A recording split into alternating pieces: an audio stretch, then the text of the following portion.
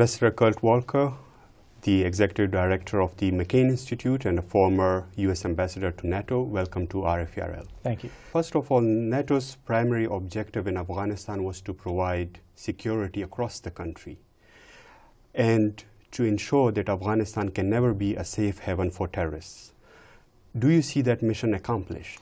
I don't. At this point, I don't. I think that we found that that was a very difficult mission to achieve, and we realized that the only way that that could be achieved is if there is Afghan leadership on security inside the country. It's not something that can be imposed from outside. It's something where we can help, but really the Afghans have to take the lead themselves. So that has been the effort for the past several years, is to work on training and support for Afghan security services, to try to help the Afghans establish better governance in Afghanistan, and try to develop some sustainability to the economy. I think that that has gone well, but I don't think it has gone far enough and long enough, and I think we still need more time. But media reports recently indicate that increasingly in Washington people are thinking about a zero option, meaning that there will be no U.S. troops in Afghanistan. What does that mean for Afghanistan's future? Well, I think that that really would be catastrophic, frankly. I personally do not believe that the zero option is realistic, and I don't think that that is where the U.S. will end up. I believe there will be some continuing presence to support the training of the Afghan security services and to support counterterrorism efforts. So I think that will continue. But to follow the line of question here, if we went to zero, I believe that the Afghan security services today, as good as they have become, are still not strong enough and sustainable enough to keep security in the whole country. I believe the Taliban would come in rather quickly in the south and the east, and you would have renewed fighting throughout Afghanistan. And I think that's a risk that no one should take. I mean, given what you said, do you see any parallels between the Soviet exit from Afghanistan in 1989 and the impending U.S. withdrawal from Afghanistan? Well, not really. I think there's a big difference there. The Soviet Union, of course, was in Afghanistan in order to impose its own will and its own ruler for the Soviet Union's own benefit. The United States has been there really to help the Afghan people establish security in their own country, establish governance in their own country. And the Soviets withdrew because they were being fought out and pushed out by the Mujahideen, which really had broad public support in Afghanistan from all of the different tribes. In the case of the United States, we feel that we've made some progress, and we know that definitively Afghanistan will only ever succeed if we pull out. So the motivations for the withdrawal are very different. Also, the majority of Afghans feel that the country has improved over the past 10 years. The only real risk is that what we've done thus far can be undone, and we just haven't spent enough certain time to be sure that what we've achieved is going to be lasting when the international community pulls out. Moving on to the political and diplomatic sphere, recently talks with the Taliban have been in the news. Can there be a stable solution for Afghanistan without some kind of reconciliation with the Taliban? Yes, there can be, but let me rephrase that a little bit. The Taliban right now has a very clear objective for Afghanistan. They want to take over the country, overthrow the government, overthrow the constitution, reimpose the most extreme form of Islamist leadership, Islamist direction over the entire country. And that, of course, will be Taliban-led, Pashtun-led over the entire country. That's what they want to do. The Taliban today feels that they have made progress and will continue to make progress toward that goal. They see the United States withdrawing. They see that the Karzai government has become less popular. They know there will be an election in 2014. They think time is on their side. What that means is that the Taliban is in no mood to reconcile. If they wanted to, today, they could rejoin the process of building a modern Afghanistan. They could support the Constitution. They could take part in free elections. They could be a part of the fabric of society. But they don't want that. What they want is to take over the society, and because they feel they're doing well, they're not in a mood to negotiate. That means that the rest of us, whether it's the Afghan people or the international community, we need to keep doing our job of building a strong and resilient Afghanistan so that there isn't a risk of the Taliban succeeding in that kind of takeover. Given what you said, don't you think that your view of the Taliban is kind of a bit dated? Because in the recent statements, the Taliban have clearly said that they are a group that's focused solely on Afghanistan. Yes, they want an Islamic Afghanistan, but only they want their kind of Sharia or their kind of government only in Afghanistan. Well, for the Afghan Taliban, yes, they are focused on taking over Afghanistan and reimposing that kind of harsh rule. They have benefited from the largesse of the Pakistani Taliban for these last 10 years. And I am quite sure that if the Afghan Taliban establishes control in Afghanistan, even in part of the country, even in just the south and the east, that they will provide support and a home to the Pakistani Taliban, who themselves want to overthrow the government in Islamabad and impose Islamic rule in Pakistan as well. So I think that the risks in this entire situation are still very, very high. And I think we have to look at the way the Taliban has behaved when it was in government before and the way it has behaved as a fighting force in the last several years. Ambassador Volker, you have been involved in transatlantic cooperation in your previous job. Looking back at the experience of U.S.-European cooperation in Afghanistan, what kind of future you see for NATO? Well, that's a very good question as well, because NATO did a lot of things after the end of the Cold War. It took on crisis management operations. It enlarged to include new members who wanted to be part of a democratic community. It built partnerships around the world. It transformed its military capabilities. But today, you see NATO winding back all of these things. We're getting out of crisis management. There's no enlargement on the table. Partnerships are really relationships that aren't moving anywhere. And we're all cutting our military capabilities. So there isn't any direction in NATO at the moment.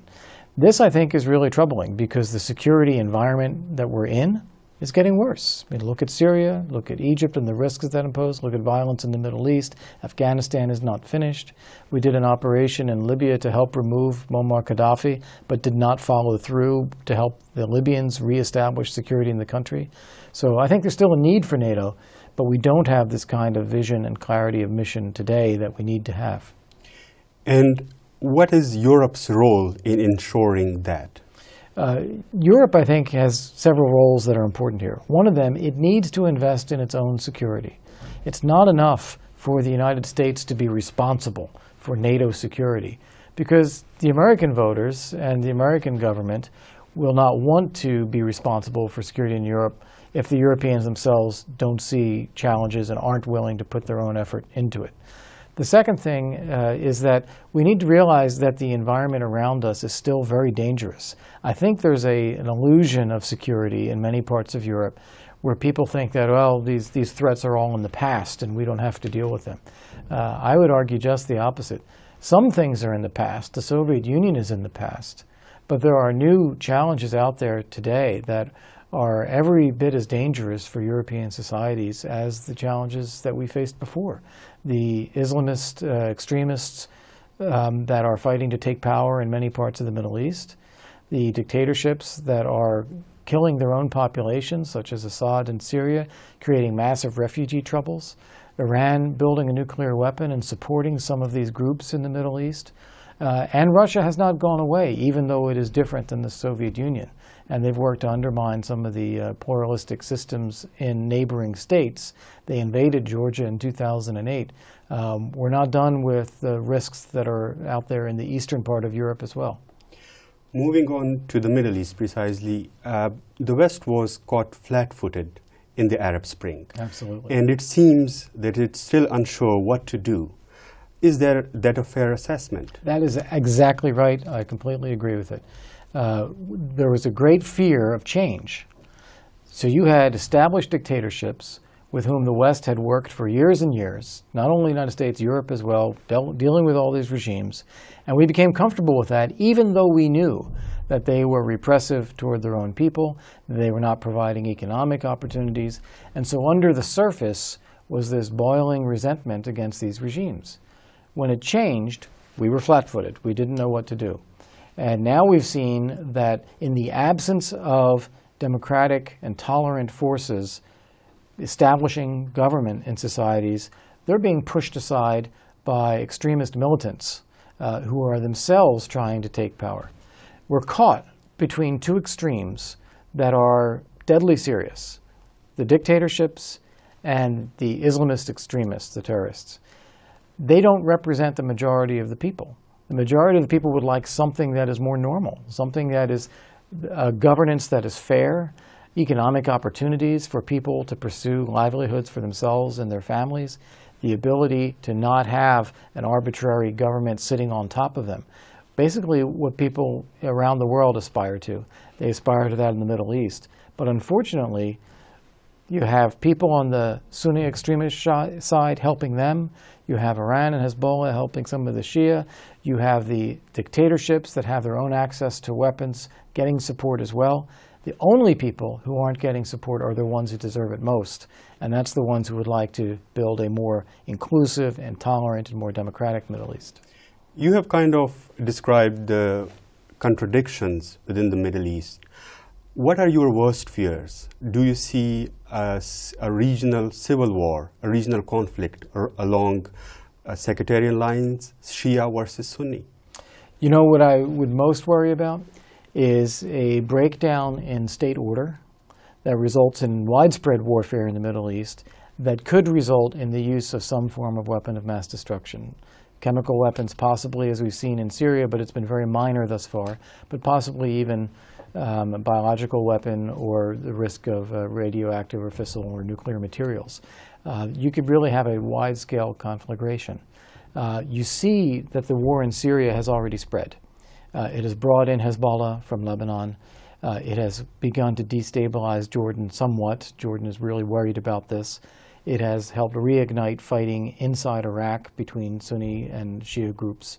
The Kurdish part of Iraq has protected itself by putting up walls, and you've seen refugee flows and even attacks inside Turkey. And that's just where we are today. The longer this goes on, with no side really winning, and I don't think any one side can win against the other, you're going to see this continued spread of violence and conflict in the Middle East. And literally tens of millions of people are affected by this already, and that will spread. Finally, Ambassador Volker, turning to Iran, does Rouhani's election in Iran open a space for a dialogue with Tehran? Well, there's always been space for a dialogue with Tehran. You don't need to open it. The issue is whether Iran wants to use that to solve problems, or Iran wants to use that to keep people talking while it develops a nuclear weapon. The latter has been the case, that Iran uses this as kind of a sideshow while it pursues its nuclear weapon. I think that is what Iran will continue to do. Remember that all of the candidates, including Rouhani, in the Iranian elections were pre-screened by the Ayatollahs to be eligible to run. So there is a confidence that they're not going to fundamentally change Iranian policy. Iranian policy is going to be basically the same, just new faces there. Now, I think the regime, or the Ayatollahs, I should say, may have been surprised that he won as strongly as he did. That was a way for the population to express in a choice between someone like Rouhani and Jalili, well, we'd rather go with someone who sounds more moderate. But that is still not a fundamental change of where Iran has been headed in the past many years and where it is likely to continue to go. Ambassador Volker, it has been a pleasure. Thank you. My pleasure. Thank you. Thank you.